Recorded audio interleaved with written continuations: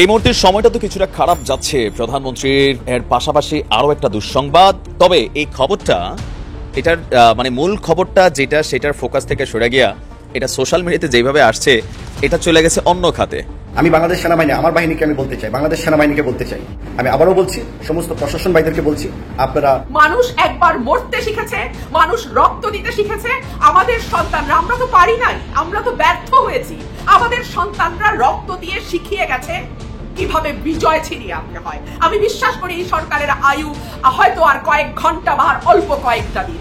এই লড়াইটা আমাদের জারি রাখতে হবে এবং এই লড়াইটাই আমাদের এই যারা রক্ত দিয়ে গেছেন, যাদের রক্তে আজকে বাংলাদেশের মাটি লাল হয়ে গেছে, তাদের রক্তের ঋণ শোধ। এখন দাবি এক দফায় এসে ঠেকেছে, সেটা হলো সরকারের পদত্যাগ। সরকারকে পদত্যাগ করতে হবে। এই সরকারের মিথ্যাচারের আর কোনো সীমা নাই। এই সরকার স্বীকারও করে না পুলিশের গুলিতে মানুষ মারা গেছে, তার কাছে আর বিচার আচার বা কারো পদত্যাগ। আজকে যদি সরকার সব দাবি মেনে ক্ষমা চেয়েও ফেলে, তারপরও আসলে এই সরকারের আর ক্ষমতায় থাকার কোনো অধিকার নাই। গুরুতর মানবাধিকার লঙ্ঘনের অভিযোগে বাংলাদেশের তথাকথিত প্রধানমন্ত্রী শেখ হাসিনার বিরুদ্ধে আন্তর্জাতিক আদালতে মামলার একটি আবেদন করেছেন অস্ট্রেলিয়ার একজন আইনজীবী। আসসালামু আলাইকুম দর্শক, গুরুত্বপূর্ণ একটি নিউজে আপনাদের সকলকে স্বাগত। দর্শক, আমি আশা করছি আপনারা ভিডিও শুরুটা দেখেই বুঝতে পেরেছেন আজকের নিউজটা আপনাদের জন্য ঠিক কতটা গুরুত্বপূর্ণ হতে চলেছে এবং কোন দিকটাকে ইঙ্গিত করছে। তো প্রিয় দর্শক, আমি আর বেশি কথা বাড়াবো না। আমি ভিডিও শুরুতেই আপনাদের যে ভিডিওগুলোর অংশবিশেষ দেখিয়ে শুরু করেছিলাম, সেই ভিডিওগুলোর বিস্তারিত আলোচনা দেখাবো। তবে তার আগে বলি, যারা এখনো চ্যানেলটি সাবস্ক্রাইব করেননি, সকলে চ্যানেলটি সাবস্ক্রাইব করে পাশে থাকা বেল আইকনটি বাজিয়ে দিবেন। আর যারা ইতিমধ্যেই সাবস্ক্রাইব করে রেখেছেন তাদের সকলকে অসংখ্য ধন্যবাদ। তো চলুন একটি লাইক দিয়ে আমরা ধারাবাহিকভাবে সবগুলো ভিডিওর বিস্তারিত আলোচনা দেখে আসি। উত্তর বাংলাদেশের এমন চেহারা আমি দেখিনি বহু বহু বহু বছর। সেই কবে 90-এর দশকে এরশাদ বিরোধী আন্দোলনের সময়, তাও মনে হয় এমন নয়। পুরো বাংলাদেশ আজকে রাস্তায় নেমেছে। আজকে রাস্তায় নেমেছে বিভিন্ন শ্রেণী পেশার মানুষ, আজকে রাস্তায় নেমেছে শিক্ষার্থীরা, সঙ্গে তাদের অভিভাবক, সঙ্গে তাদের শিক্ষক, সেই সঙ্গে নেমেছে ডাক্তার, আইনজীবী, সাংবাদিক। এমন কোনো পেশাজীবী নেই যারা আজকে রাস্তায় নামে নাই। তাদের একটাই দাবি, এই সরকারকে পদত্যাগ করতে হবে। এই সরকারের পদত্যাগের দাবির পেছনে কোনো রাজনৈতিক কারণ কিন্তু কেউ বলছে না। সকলের দাবি, গণমানুষের দাবি, এই সরকার একটা স্বাধীন দেশে তার নিজের নাগরিকের বুক বরাবর পুলিশ দিয়ে গুলি করে রক্তাক্ত করেছে। 266 জন মানুষকে, একদম পত্রিকার রিপোর্ট অনুযায়ী 266 জন মানুষকে গুলি করে হত্যা করেছে। অনেকে বলছে এই সংখ্যা আরো অনেক বেশি। মাঝখানে কয়েকদিন ইন্টারনেট বন্ধ করে দিয়ে ব্ল্যাক আউট করা হয়েছে, মানুষকে বুঝতে দেওয়া হয় নাই কি হচ্ছে অন্ধকারে। ঘরে ঘরে গণগ্রেপ্তার চালানো হয়েছে, বাসায় বাসায় ধাক্কা দিয়ে পুলিশ জিজ্ঞেস করেছে এই বাসায় কি কোনো ছাত্র আছে। ছাত্র, ইয়াং ছেলেরা, মেয়েরা, তাদের মোবাইল টেলিফোন চেক করা হয়েছে। আমার পরিচিত এক দোকানদার, তাকে তুলে নিয়ে যাওয়া হয়েছে বেচারার মোবাইল টেলিফোনে। আমার সঙ্গে সেই বেচারা একটা ছবি তুলেছিল, সেই ছবি থাকবার কারণে আমি জানি ওই দোকানদার ভদ্রলোক, তিনি কোনো রকম কোনো দলের সঙ্গে যুক্ত নন। তিনি আমাকে টেলিভিশনে দেখেন, সেই কারণেই খুশি হয়ে একটা ছবি তুলেছেন। সেই অপরাধে তাকে পুলিশ ধরে নিয়ে গেছে, এখনো সে ছাড়া পায় নাই এবং তাকে রিমান্ডে নেওয়া হয়েছে। আমার বাসায় যিনি গৃহকর্মী আছেন, তার মেয়ের হাজবেন্ড, মেয়ের জামাইকে এই গন্ডগোলের সময় পুলিশ গুলি করে হত্যা করেছে। সে আরেক বাসায় ড্রাইভারের চাকরি করত। বাংলাদেশের স্বাধীনতার পরে, কিংবা ধরেন পাকিস্তান আমলে, কিংবা তারও আগে ব্রিটিশ পিরিয়ডে, এইভাবে নিজের দেশের পুলিশ, নিজের দেশের আইন শৃঙ্খলা রক্ষাকারী বাহিনী, নিজের দেশের ট্যাক্সের টাকায় পোষা আইন শৃঙ্খলা রক্ষাকারী বাহিনী নিজের দেশের মানুষের বুক বরাবর গুলি করা অদ্ভুত অদ্ভুত একটি বাংলাদেশ এই সরকার আমাদেরকে দেখিয়েছে। একটার পর একটা নির্বাচন করেছে ভোট ছাড়া, বিরোধী দলের নেতা কর্মীদেরকে গুম করেছে, যখন খুশি তখন তুলে নিয়ে গিয়ে ক্রস ফায়ারে দিয়েছে, হেফাজতে নিয়ে মারধর করেছে, রিমান্ডে নিয়ে অকথ্য নির্যাতন করেছে, অসংখ্য বিরোধী মতের মানুষকে স্রেফ নিশ্চিহ্ন করেছে। এখন তারা, এই যে তাদের অভ্যেস হয়ে গেছে, তাদের রক্তের মধ্যে এই কথা খোদিত হয়ে গেছে যে বল প্রয়োগ করে আসলে যে কোনো কিছু সামাল দেওয়া যায়, সে কারণেই তারা সম্ভবত ভেবেছিল এই মানুষের গণ অভ্যুত্থানকেও তারা এই বল প্রয়োগ করে থামাতে পারবে। আজকে আমি দেখেছি ঢাকার ভেতরে উত্তরা, আমি দেখেছি বাংলা মোটর, আমি দেখেছি 27 নম্বর রোড, মিরপুর রোড, ধানমন্ডি, মানুষে মানুষে মানুষে হাঁটা যায় না, শুধু মানুষ আর মানুষ, শুধু স্লোগান আর স্লোগান। আমি থাকি সায়েন্স ল্যাবে, আমার বাসার সামনে শুধু স্লোগান স্লোগান, মিছিলের পর মিছিল। মানুষ নেমে এসছে, মানুষের জয় অবশ্যম্ভাবী।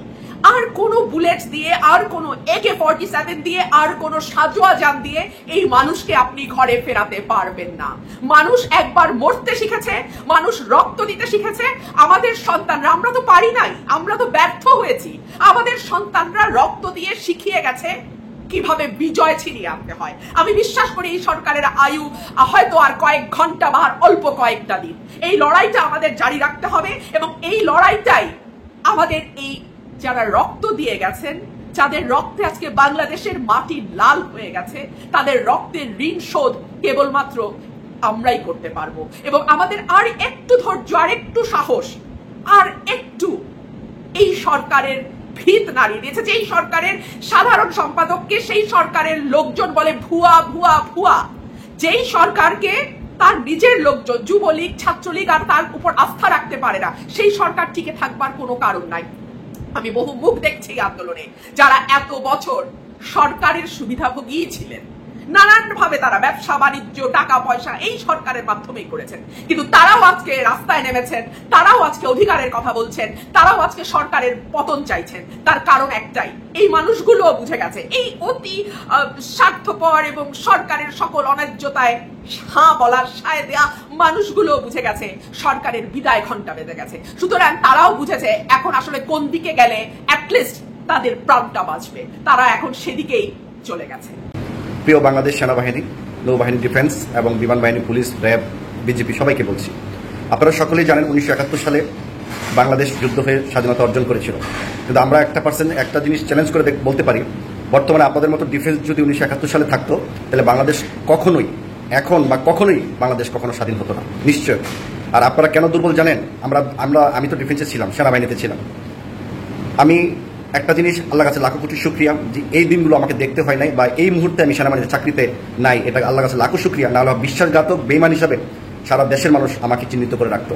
তো আল্লাহর কাছে লাখো শুকরিয়া, মানুষ আমাকে ভালোবাসে এখনো, যে একজন সাবেক সেনা সদস্য হিসেবে যতটুকু ভালোবাসা আমি দেশের মানুষের কাছে আমি পেয়েছি, সোশ্যাল মিডিয়াতে পেয়েছি, সেটা আল্লাহর কাছে লাখো কোটি শুকরিয়া।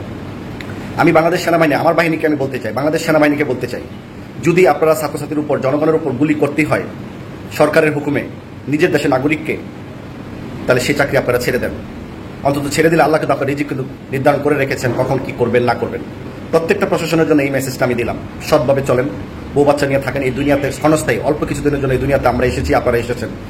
এই পাপগুলো আপনারা বহন করবেন না। মানুষ হত্যার চাইতে পাপ আর কি হতে পারে? আল্লাহ সব ক্ষমা করবেন, এই ধরনের পাপ কিন্তু আল্লাহ ক্ষমা করবেন না। কাকে খুশি করার জন্য আপনি গুলি করতেছেন? একটা অস্ত্রের ট্রিগারে প্রেস করলে গুলিটা চলে যায়, একটা মানুষের জীবন শেষ। এই যে ব্রাশ ফায়ার করলে শত শত হাজার হাজার মানুষকে গুলি করা নির্বিচারে, মানে ইন্টারনেট বন্ধ করে গুলি করা হলো, এটার পাপের প্রায়শ্চিত্ত কিন্তু প্রত্যেকটা পরিবারকে ভুগতে হবে। তো আমি চাই বাংলাদেশ সেনাবাহিনী বিশেষ করে তারা জনগণের উপর গুলি চালাবে না, জনগণের পাশে থাকবে, ছাত্রছাত্রীদের মানে বৈষম্য আন্দোলন বিরোধী যে কাজগুলো তারা যেন সাপোর্ট দেয়। কারণ সেনাবাহিনীর কাজ হচ্ছে দেশের মানুষকে নিরাপত্তা দেওয়া, সার্বভৌমত্ব রক্ষা করা, তাদের উপর গুলি করা না। আজকে একটা জিনিস দেখে খুব ভালো লাগলো, ঢাকা বিশ্ববিদ্যালয়ের শিক্ষার্থীর উপর যেভাবে পুলিশ লাঠিচার্জ মানে যেভাবে ধরে নিয়ে যাচ্ছে বা এরকম গ্রেপ্তার করার জন্য, ঢাকা মহিলা শিক্ষার্থীরা মানে মহিলা শিক্ষিকা যারা মানে টিচার, তারা সহ মানে পুলিশকে বাধা দিচ্ছে তাদেরকে ছেড়ে দেওয়ার জন্য, এবং তারা আহত হচ্ছে। এটা হচ্ছে মানবতা, এটা হচ্ছে দেশপ্রেম, এটা হচ্ছে ভালোবাসা একটা সন্তানের প্রতি বা একটা মানে স্টুডেন্টদের প্রতি। তাহলে আমাদের সেনাবাহিনীর কি মনে কোনো ভালোবাসা নাই? বাংলাদেশ প্রশাসন বা বাংলাদেশ পুলিশ বাহিনী তাদের মনে কি আল্লাহ কোনো ভালোবাসার জন্ম দেয় নাই? আজকে বাংলাদেশ পুলিশ ভালো হয়ে যাবে, বাংলাদেশ পুলিশ ডিফেন্স ভালো হয়ে যাবে শুধুমাত্র আপনারা যদি এখন থেকে ওয়াদা করেন, প্রত্যেকটা ইয়াং জেনারেশন ছেলেপেলে যারা আগামীতে মানে ইন্টারমিডিয়েট পাস করেছেন বা পড়বেন বা মেট্রিক পাস করেছেন, যারা ডিফেন্সে চাকরি করবেন, তারা আপনারা ঘুষমুক্ত চাকরি নেন। কারণ সবাই যদি ঘুষ দিতে যান তাহলে যে ঘুষ খাবে তার তো মজাই লাগবে, কারণ ঘুষের টাকা কিন্তু মজাই আলাদা। তো আমি বলবো আপনারা কেউ কাউকে ঘুষ দিবেন না, কারণ না কারো চাকরি হবেই, কোঠাভিত্তিক মানে সিস্টেম মোতাবেক চাকরি হবে।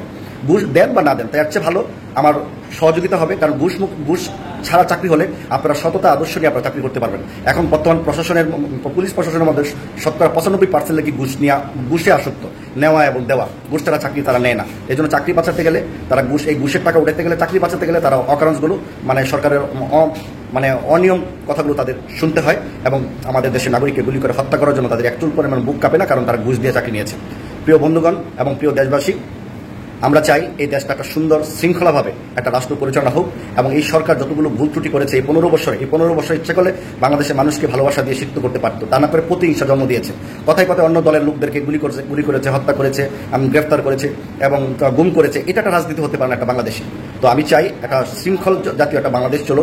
বাংলাদেশে আয়ের উৎস অনেক আছে, কিন্তু বর্তমানে এই সরকার প্রত্যেকটা জায়গায় ধরা খেয়ে বসে আছে। আজকে প্রবাসীরা যদি বাংলাদেশে যদি টাকা না পাঠায়, বাংলাদেশের ভিক্ষা করতে হবে রাষ্ট্রের কাছে। এমনি তো ভিক্ষা করে রাষ্ট্র চালাচ্ছে ঋণ করে, এত টাকা ঋণ করা হয়েছে বাংলাদেশে বহির্বিশ্বের কাছ থেকে, শেষ টাকা পরিশোধ করতে গেলেও এই রাষ্ট্র হিমশিম খেয়ে যাবে। আর এখন তো প্রবাসীরা পুরো রাষ্ট্রের বিরুদ্ধে, সরকারের বিরুদ্ধে, বর্তমানে সিস্টেমের বিরুদ্ধে বাংলাদেশ প্রবাসীরা কাজ করছে। আপনারা ইন্টারনেট কেড়ে নিচ্ছেন আর প্রবাসীরা রেভিডেন্স কেড়ে নিচ্ছে রাষ্ট্রের প্রতি। তো এগুলা অত্যন্ত ভয়ানক হিসেবে কাজ করছে। আজকে যদি আপনারা ইন্টারনেট না কাটতেন, মানে ইন্টারনেট না কেটে দিত সরকার, তাহলে প্রশাসনরা গুলি করে মানুষকে হত্যা করতো, অনেক বিবেচনা সহিত করতো যে আমরা এতগুলো ছাত্রকে মেরে ফেলেছি। যেসব ভাই বোনেরা আমাদেরকে মেরে ফেলা হয়েছে তাদেরকে আর ফিরে পাবো না। কোটা সংস্কার আন্দোলন তারা মেনে নিয়েছে, কিন্তু এত হাজার হাজার লাশের বিনিময়ে সেই কোটা মানুষ চায় নাই। তো প্রিয় বন্ধুগণ, আমরা চাই বাংলাদেশ সেনাবাহিনী আবারও মানে জনগণের সামনে ভালোবাসা শিখতে হোক, তারা যেন আর কোনো অকারণ না ঘটে।